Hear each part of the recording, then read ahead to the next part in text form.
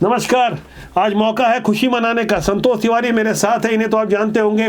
राजनीति के अलावा राष्ट्रीय मुद्दों पर अच्छा चिंतन रखते हैं। गहराई से समझने की कोशिश करेंगे कि जब हम देर रात ये खुशी का नज़ारा समझने की कोशिश कर रहे थे कि किस तरह रात 1:30 बजे एक हमला होता है, पाकिस्तान थर्रा जाता है, जैश के कमांडर मसूद अजहर के 10 रिश्तेदारों की मौत होती है और अभी अभी एक बुरी खबर आती है कि सीमा पर बेकसूर 10 हमारे नागरिक मारे गए हैं। ये युद्ध छिड़ चुका है। भारत ने पाकिस्तान पर 24 मिसाइलों से हमला किया है, उनके 9 ठिकानों को तबाह किया है। शुरुआती जानकारी के अनुसार 90 आतंकी और पाकिस्तानी सैनिक मार दिए गए हैं। संतोष जी, क्या करें हम? खुशी मनाएं या इस युद्ध के लिए कुछ और बात करें? देखिए, ये प्रतिक्रिया होनी ही थी। प्रोवोकेशन कंटिन्यूअसली उस पार से हो रहा था। निरपराध हिंदुओं की और निरपराध भारतीयों की हत्या होती रही है। सेना को इसका रिस्पांस देना ही था। एक सबसे बड़ी बात है जो हमारी सेना की प्रेस ब्रीफिंग में आज बताया गया, पवन जी, कि किसी भी मिलिट्री इंस्टॉलेशन या किसी भी सिविलियन इंस्टॉलेशन को नहीं टारगेट बनाया गया है। इस बार केवल और केवल आतंकी लॉन्च पैड्स और केवल जिहादी ठिकानों के ऊपर में, जहां से आतंकी ट्रेनिंग लेकर भारत के अंदर हमला करते थे, उनको निशाना बनाया है। इनमें एक वो भी है, अगर आपको ध्यान हो, जहां से कसाब ने ट्रेनिंग ली थी, मुरीद के। अभी एक ब्रेकिंग न्यूज आ रही है कि अभी अभी हमारे प्रधानमंत्री नरेंद्र मोदी राष्ट्रपति से मिलने गए हैं। एक बड़ा हमला होगा, लगातार होगा, ऐसा माना जा रहा है। जो अभी 9 ठिकानों पर हमले किए गए हैं, उसके अलावा हमारे सेना के 3 अंग अलर्ट मोड पर है और अमेरिका ने भी पाकिस्तान को चेता दिया है, यदि प्रतिक्रिया आई तो अंजाम बहुत बुरा होगा। उससे पहले मैं चाहूंगा कि कुछ तस्वीरें आप देखें अपनी स्क्रीन पर। ये ताजा तस्वीरें जो हमें प्राप्त हुई है। एयर स्ट्राइक के दौरान भारत ने पाकिस्तान अधिकृत पीओके के मुजफ्फराबाद में आतंकी ठिकानों को टारगेट बनाया। पूरी की पूरी बिल्डिंग तबाह कर दी। आप इस तस्वीरों में देख सकते हैं। इसी तरह एक और तस्वीर आ रही है पाकिस्तान के पंजाब प्रांत में, जहां एक मस्जिद को उड़ा दिया गया है। यह आतंकियों का ट्रेनिंग सेंटर बताया गया। मस्जिद सुभान अल्लाह, जो कि बहावलपुर में स्थित थी। यहाँ के हॉस्पिटल में आप देख सकते हैं कि आतंकियों के ठिकाने को समाप्त करने के बाद हॉस्पिटल में आतंकियों का इलाज चल रहा है। इसी तरह एयर स्ट्राइक की एक और तस्वीर मुजफ्फराबाद की है। यहाँ आतंकी ठिकाने को तबाह कर दिया गया है। पाकिस्तानी सेना सर्च ऑपरेशन चला रही है। इसी तरह मुजफ्फराबाद की एक और तस्वीर आप देख सकते हैं, जहां स्थानीय लोगों को सुरक्षित जगहों पर ले जाया जा रहा है।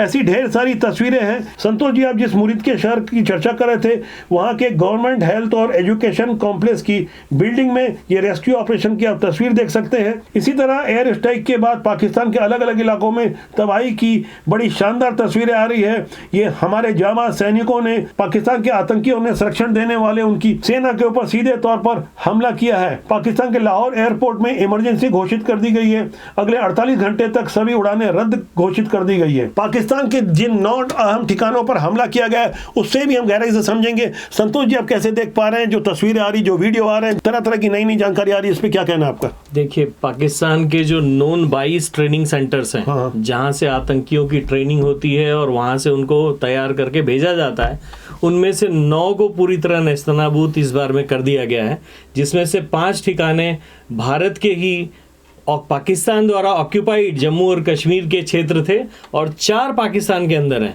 सबसे बड़ी बात यह है कि 100 किलोमीटर दूर, सीमा से दूर जाकर भी मारा गया है। इसकी प्रतिक्रिया भी उन्होंने कोशिश की। उनके जहाज हमारी तरफ आए हैं। अनकन्फर्म्ड सूत्रों के अनुसार, खबरों के अनुसार, शायद चीनी मूल के और अमेरिकी मूल के सप्लाई किए हुए पाकिस्तानी 4 जहाज गिराए गए हैं। मैं उन 4 जहाजों की भी जानकारी दूंगा। हमारे पास जो अपडेट्स आ रहे हैं, उनकी जानकारी मिली कि कहां वो जहाज मिले हैं जिन पाकिस्तानी जहाजों को हमारे जांबाज सैनिकों ने मार गिराया है। उससे पहले उन 9 ठिकानों की हम जानकारी ले लें जिनके बारे में आप चर्चा कर रहे थे। पहला हमारा बहावलपुर, जो कि इंटरनेशनल बॉर्डर से करीब 100 किलोमीटर दूर है। जैश ए मोहम्मद का यह हेडक्वार्टर। उसके बाद मुरीद के, जो कि सांबा से 30 किलोमीटर दूरी पर है, ये लश्कर तैयबा का कैंप है। मुंबई हमले के आतंकी यहीं से आए थे। इसके बाद नंबर आता है गुलपुर का। यह एलओसी के पास पुंछ राजौरी से 35 किलोमीटर दूर है। 20 अप्रैल 2023 को पुंछ और 24 जून 2024 को तीर्थयात्रियों पर जो बस पर हमला हुआ था, उसका प्लान यहीं तैयार हुआ था। इसके बाद चौथा हमला सवाई पर हुआ, जो कि पीओके के पास तंगधार सेक्टर के अंदर 30 किलोमीटर दूर पर लश्कर का कैंप है। गांधरबल के अलावा 24 अक्टूबर 2024 को गुलबर्ग और 22 अप्रैल 2025 को पहलगाम का हमला यहीं से प्लान किया गया था। इसी तरह बिलाल पर भी हमला हुआ है, यह जैश-ए मोहम्मद का लॉन्च पैड है। छठवां हमला कोटली पर हुआ जो रजौरी के पास LOC से 15 किलोमीटर दूर है। लश्कर-ए-तैयबा का कैंप है, यहाँ करीब 50 आतंकी थे जिनकी लाशें अब बरामद हो रही है, पक्के सबूत मिले हैं। इसी तरह 7वां हमला बरनाला में हुआ जो रजौरी के पास है, LOC से सिर्फ 10 किलोमीटर दूर है। यहाँ आतंकी कैंप था जिसे तबाह कर दिया गया है। इसी तरह हमारी सेना ने सरजाल पर हमला किया जो कि सांबा कठुआ के पास इंटरनेशनल बॉर्डर से करीब 8 किलोमीटर दूर है, यहाँ जैश-ए मोहम्मद का कैंप है। इसी तरह 9वां हमला महमूना पर हुआ जो सियालकोट के पास इंटरनेशनल बॉर्डर से करीब 15 किलोमीटर दूर है, यहाँ हिजबुल्लाह का ट्रेनिंग सेंटर है। यानी पाकिस्तान हिजबुल्लाह से भी मदद ले रहा था, वहां उनका ट्रेनिंग सेंटर है, सब कुछ तबाह कर दिया गया। युद्ध अभी शुरू हुआ है ये कहा जा सकता है, अभी तो पार्टी शुरू हुई है। क्या कहना है आपको इस बारे में? How is the josh? Hi sir, और मजे की बात आप देखिए तस्वीर, हमारे छत्तीसगढ़ के एक मंत्री हैं OP चौधरी, सुबह सुबह किस तरह से वो पटाखों का आनंद ले रहे हैं।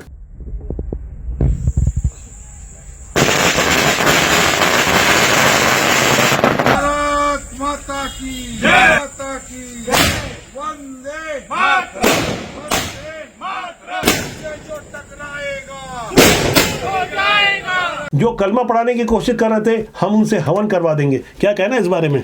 देखिए, आज से 300 साल पहले बाजीराव जी की हिंदवी स्वराज की सेना अटक तक ध्वज फहराकर आई थी। अगर पाकिस्तान, मैं पाकिस्तान कहना चाहूँगा, अगर पापियों का ये समूह अब भी नहीं सुधरा तो हिंद की सेना इस 21वीं शताब्दी में फिर से अटक तक जाकर अपना ध्वज फहरा कर आएगी।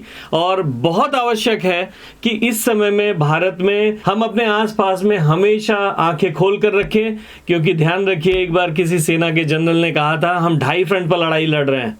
तो आपका जो आधा फ्रंट घर के अंदर है, जिसके साथ भी लड़ाई चल रही है, भी पवन जी बताएंगे आपको नक्सली हमले के बारे में। जी, अब देखिए, मैं संतोष जी के बारे में एक बात बताऊं, इन्होंने जो बाजीराव जी की जो ये टी-शर्ट पहनी है उसके खास महत्व है। ये एक ऐसी शख्सियत है जो बाजीराव बल्लाल को हमारे शासकीय स्तर पर जो सम्मान नहीं मिलता, एक महान योद्धा जिन्होंने असल में भारत को आज़ादी दिलाई मुगलों से। लेकिन विडंबना यह है कि उनके बारे में बहुत कम कर बताया जाता है। संतोष जी, आगे हम इस बारे में आपसे थोड़ी सी जानकारी चाहेंगे, लेकिन एक और खुशखबरी मैं आपको बता दूं, एक और ब्रेकिंग न्यूज आ रहा है। वो तस्वीरें प्राप्त हो गई है जो पाकिस्तान के विमानों को हमारे जाबाज सैनिकों ने मार गिराया है। आप अपनी स्क्रीन पर देख सकते हैं कश्मीर के पंपोर में फाइटर जेट, जिसे आप अपनी स्क्रीन में देख सकते हैं। इसके बारे में हमारी भारतीय वायुसेना के एक पूर्व अफसर का दावा है कि ये JF-17 हो सकता है जो कि चीन से निर्मित है। पाकिस्तान के कई और जो विमान गिराए गए हैं उसमें कश्मीर के पंपोर के अलावा रामबन, अखनूर और पंजाब के भटिंडा की ये तस्वीरें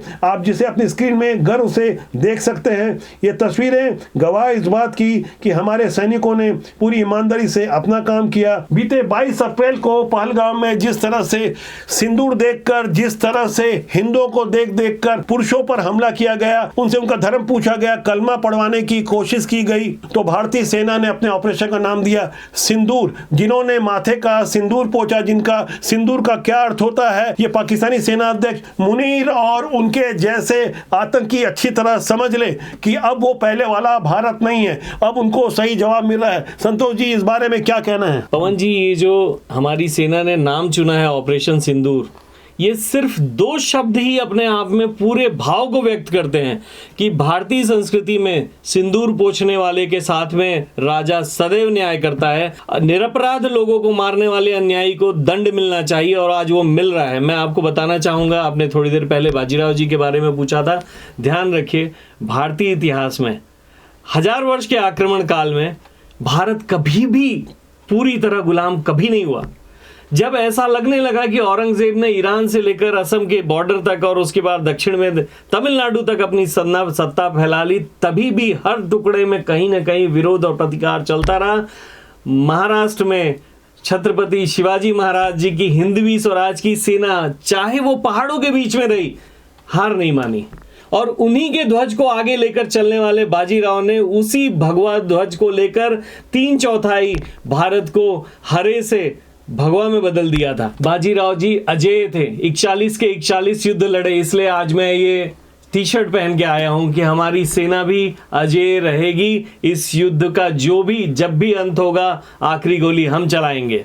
मैं कोशिश करूंगा अपने इस वीडियो के साथ डिस्क्रिप्शन में मैं एक पौष्टिक और स्वादिष्ट लड्डुओं की रेसिपी भी डालूं, जिसे आप एंजॉय करें, फटाके फोड़े, मजे मनाएं। और साथ ही एक खुशी की और एक खबर आ रही है। एक तरफ सीमा पे हमें शौर्य और पराक्रम का प्रदर्शन अपने सैनिकों की ओर से देखने को मिल रहा है, दूसरी तरफ देश के अंदर जो आतंकी हैं, वामपंथी हैं, जैसा कि संतोष जी बता रहे थे कि हमें 2.5 मोर्चों पर लड़ना है, ये आधे मोर्चे वाले अभी भी छत्तीसगढ़ और तेलंगाना के बॉर्डर पर स्थित कोरेकुट्टा की पहाड़ी पर विद्यमान है और एक तरह से पूरे नक्सलवाद को समाप्त करने के लिए प्रतिबद्ध हमारे सैनिक पहाड़ियों के ऊपर जाकर, अभी जो ताजा जानकारी मिली है, 20 नक्सलियों को मार गिराए हैं और लाशें बरामद हो रही है। लगातार हम जीत रहे हैं। ऐसी जीत ये वास्तव में भारत की जनता की जीत है, भारत के जाबाज सैनिकों की जीत है। क्या कहना है इस नक्सलवाद के बारे में आपका? मैं गृह मंत्री विजय शर्मा जी और मुख्यमंत्री विष्णुदेव साय जी का धन्यवाद कहना चाहूंगा कि उन्होंने इसे एक अभियान बना लिया है कि इस बार आर या पार। इस बार नक्सलियों की टॉप लीडरशिप पवन जी घिर चुकी है बुरी तरह, केंद्रीय गृह और खत्म करना है। केंद्रीय गृह मंत्री अमित शाह जी ने भी 31 मार्च 2026 की डेडलाइन बता दी है। जिस तरह से हमने पाकिस्तान को बता दिया था अंजाम भुगतना पड़ेगा, मट्टी में मिला दिए जाएंगे, वैसे ही इन वामपंथी नक्सलवाद को बता दिया है उनकी डेडलाइन 31 मार्च 2026। आप नोट कर लीजिए, उससे पहले पूरा समूल नष्ट होगा, राष्ट्रवाद की जीत होगी, भारत की जीत होगी, भारत की जनता की जीत होगी। How is the josh? Hi sir. How is the josh? Hi sir. How is the josh? Hi sir. नमस्कार। नमस्कार।